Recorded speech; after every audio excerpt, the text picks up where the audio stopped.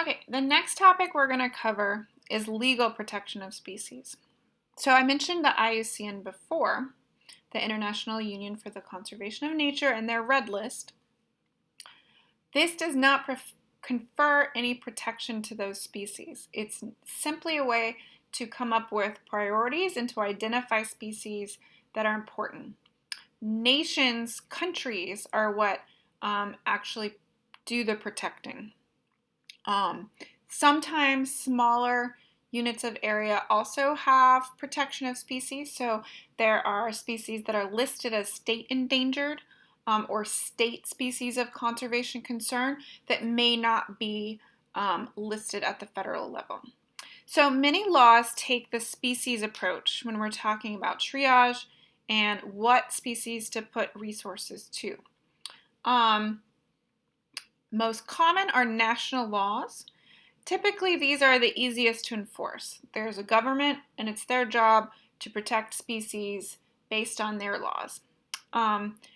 Many European countries go ahead and use the IUCN Red List to determine which species are on their national endangered species lists.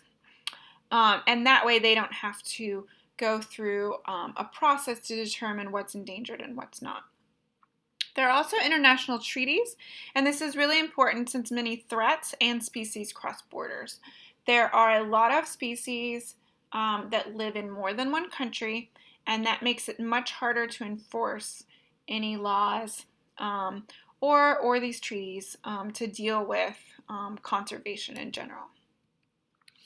So our big legislation to protect species is the Endangered Species Act, which was put into place in 1973. It's designed to prevent extinctions and recover and maintain populations. But its number one goal is to prevent extinctions and make sure we continue to have biodiversity in the future. So I want you to think for a second, is the Endangered Species Act a partisan issue? Do you perceive it as being seen differently or supported differently depending on what political party a person is from? Almost everyone would say yes. Generally, we think of the Democratic Party as supporting conservation more than the Republican Party. That's not universal.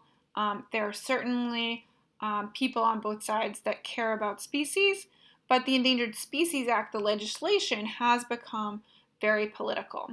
Part of this is likely because when it was signed into effect, I don't know that everyone fully understood the power it would have, but it was less partisan when it was signed on. So I want you to think. So in the 1970s, things were quite a bit different. Do you think that both Democrats and Republicans voted for the Endangered Species Act? If not, who do you think was responsible for passing the Endangered Species Act?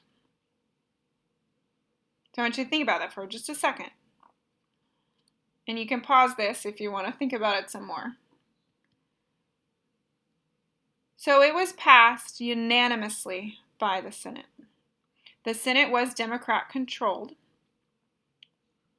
but it was passed by 56 Democrats, 42 Republicans, and 2 independents, unanimously. That means that every single person in the Senate voted for the Endangered Species Act. Can you think of anything recently that's passed unanimously? Probably nothing.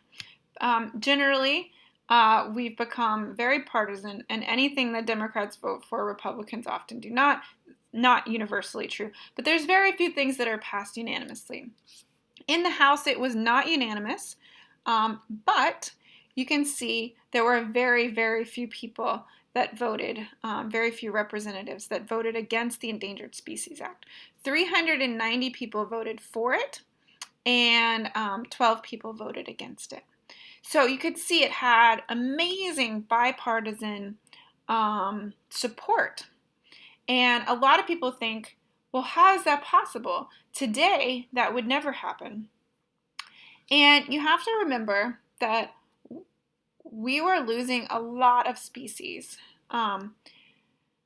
There were very few alligators left. There were very few birds left. Bald eagles were about to go extinct, which is our national species. There were very few bison, very few wolves. There were a lot of species that were very close to extinction in the 1970s. And people were really concerned about the environment at this time because there hadn't been these protections. And we'd had these extinctions in our country, and I think people didn't want to lose particularly the bald eagle because it's a symbol of our country. And we see that that was reflected in these votes. It was signed into law in 1973 by Richard Nixon. And as I said, it's designed to prevent extinctions and recover and maintain populations. It's a response to species being threatened with extinction by private and public activities.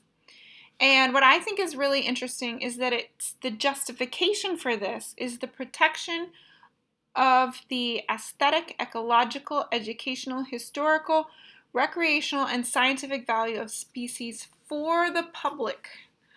So the idea was to save American species for Americans, which I personally think is very patriotic, and I like that they looked at all these different values that species in the United States have.